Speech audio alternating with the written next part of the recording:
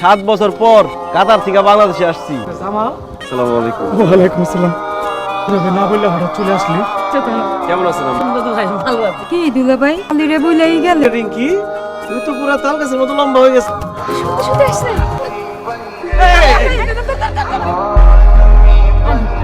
হ্যাঁ কি করছো? শরীরটা ফুটকা মাছের মতো বানাইছো। পরে হচ্ছে এখন যে ঘুম থেকে উঠলি। আম্মা তোমার আব্বা আইছে, সালাম দাও। মা এদিকে তাকাও। আব্বা কইবা না? ইবুতে আমরা কত কথা কইছি না মা? একটাই কষ্ট করে লাভ থাক বুঝি না। আগেরটা দয়া কথা আপনার সাথে পার্সোনালি কথা আছে, পরে কোনো নেই। আমরা পুরুষ মানুষ সাগরে কত কিছু করি, কয়দিনে ছুটি হয়েছে বা আজকে তোমার ট্রাইলার একটা পারো দিলাম। দুলা ভাই আপনার লগে কিন্তু আমার দরকারি কথা আছে, পরে কম। আমার লগে তো সবারই ইম্পর্টেন্ট কথা আছে। দেখছিস তো বাইরেটা একতলা আছে, দোতলা বানাইছে, রং রং পুরা বাড়িটা কত সুন্দর লাগতেছে। বর্ষাকালে চোখে পানি জমে, প্লাস্টার ফাইটা যায়। কিছু টাকা পয়সা নিয়ে থাকো, বাড়ির বাইরেটা টাইলস করে দিয়ে কমাই না থাকুস, কোনো সমস্যা নাই। বিদেশ গিয়ে পাঠাবো, আমি নিজেই টাইলস করে নেবো। আপনি আইছেন? আপনারা তো আমি খুঁজতেছিলাম একটা ভাই।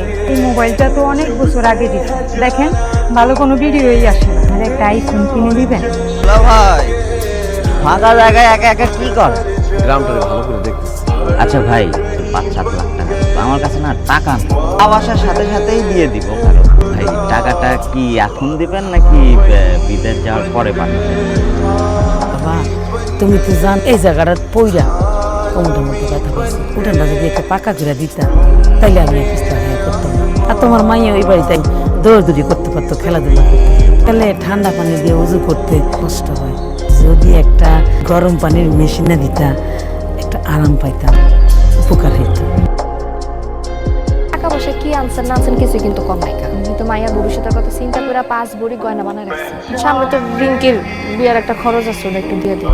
কি জানে ব্যবসা মাল উড়ানটা যে বানা করতে হবে, এগুলো পরে দিল। বিদেশ যা কিন্তু প্রথমে রিঙ্কির বিয়ার খরচটা পাঠাবে।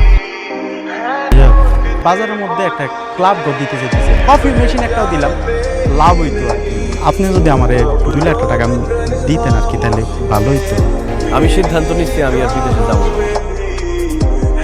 একেবারে চলে আসছি। তাই ভাবছি দেশে কিছু একটা কইরা বাকি জীবনটা দেশে পার করে দেব। জামাই যাবের মতে গতি কিন্তু আমার ভালো লাগতেছে। আমার তো মনে হইতেছে সত্যি সত্যি এবার বিদেশ যাবো। বোর কথা না রাখলো এই কথা কিন্তু ফেলাইতে পারবো। কায়দা কইরা জামার কাছে এই আপনারটা করবো। জামাকে শুনছি আর দেশে বেড়ে যাবো, বিদেশ যাবো না মানে। আমার কি এত টাকা ইনকাম আছে যে আমি এই সংসারটা চালামো? নিহারে সুন্দর করে বুঝাই এখন বিদেশ চলে যাবো। আমি আর বিদেশ যাইতে চাই না। আমি একটা প্ল্যান করছি, ভাবছি একটা রড সিমেন্টের দোকান দিব, লাভ হইব, ওইখান থেকে আমি কমিশন দিব। কিন্তু ভাই আমি তো পার্টনারশিপে ব্যবসা করতে চাই না। আচ্ছা ভাই আমি জায়গা আপনারে পরে জানামুনি। হ্যাঁ আমি রড সিমেন্টের ব্যবসা করব। তোমার কাছে কি আছে না আছে? আছে ওই সব মিলে 80-90 হাজার মিলে। এত টাকা পাঠাইলাম, মাত্র 80-90 হাজার টাকা আছে। আমারে দিছি কিছু, আপনার শালা-শালি আছে না, ও আমদার মতো তো না, আমার কাছে টাকা থাকতে পারে। আচ্ছা ঠিক আছে, দেখি আমি আব্বার লগে কথা কই। আপনার কাছে টাকা পয়সা কিরকম আছে? বাবা রে, আমার কাছে তেমন কোনো টাকা পয়সা নেই।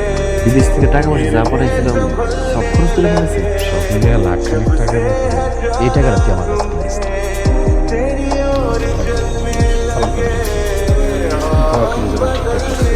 আর কটা দিন থেকে গেলে হয় না?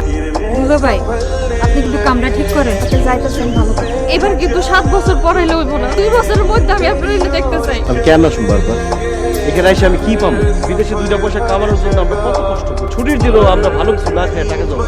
তুমি নিজের কি সিরিয়ালের নায়িকা ভাবো? এই বাড়িতে তোমার কাজটা কি? যে কাজ করার জন্য আবার একটা কাজের মহিলা রাখছো? তোমার স্বামী কি একজন বড় ব্যবসায়ী? ভুলে যাও না, তোমার স্বামী একজন লেবার মান। রক্ত পানি করা পয়সা দিয়া তুমি এখানে কাজের মহিলা বলতেছো? বিদেশ যোদ্ধার কষ্টের টাকা দিয়া সন্ধ্যাবেলা শিশি খেতে তো লজ্জা করে না? কি করে নেই আপনাদের সবার দিকে? আমি নিয়োগ করছিলাম দেশে এসে দেশেই থাকবো, আর বিদেশে ফিরে যাবো না। চোখের সামনে ট্রেন ভাঙ্গা 3 জন বাঙালি লেবার মারা গেছে। বাকি জীবনটা আমি আমার পরিবারের সাথে, আমার সন্তানের সাথে কাটাবো, তো সেটা আর হইল না। তাই আমি আর মন খারাপ করেন না, দেরি হয়ে যাচ্ছে। আমার দেরি হয়ে যেতেছে নাকি তগো দেরি হয়ে যেতেছে টাকা দেখার জন্য? সবার একটা কথা আমি ক্লিয়ার করে কই দিচ্ছি, আমি একটা অ্যাকাউন্ট করছি। আমি বিদেশ থেকে যত টাকা পাঠাবো সব আমার অ্যাকাউন্টে পাঠাবো। আমি বিদেশ থেকে কষ্ট করে টাকা পাঠাবো, আপনারা এখানে বসে বসে বাহাদুরি করবেন। আমরা বাহাদুরি করলাম কি বাবা? এগুলো তুই কি কইতাছস? বাহাদুরি না তো কি? এই কয়জনের সংসারে এত বড় বাড়ি করার কোনো দরকার আছিল? ঘরের ভিতরে টাইলস লাগাইছেন, আমারটা কি বাইরেও লাগাইবেন? প্রত্যেকটা ঘরে ঘরে টিভি, সবার হাতে 30-40 হাজার টাকার মোবাইল। টাকা খাটাইলে টাকা আসে। আমার যদি খুব বিপদ হয়, বিদেশের মাটিতে আমি যদি মারা যাই, আপনারা কি পরে টাইলস বিক্রি করবেন? আর দেশে ফিরবো না, টাকা তো পাঠাইবো না। এখন দাওয়াত করে খাওয়া লাভ কি? আমার সাথে কারো আসার দরকার নেই, আমি একলাই যেতে পারবো।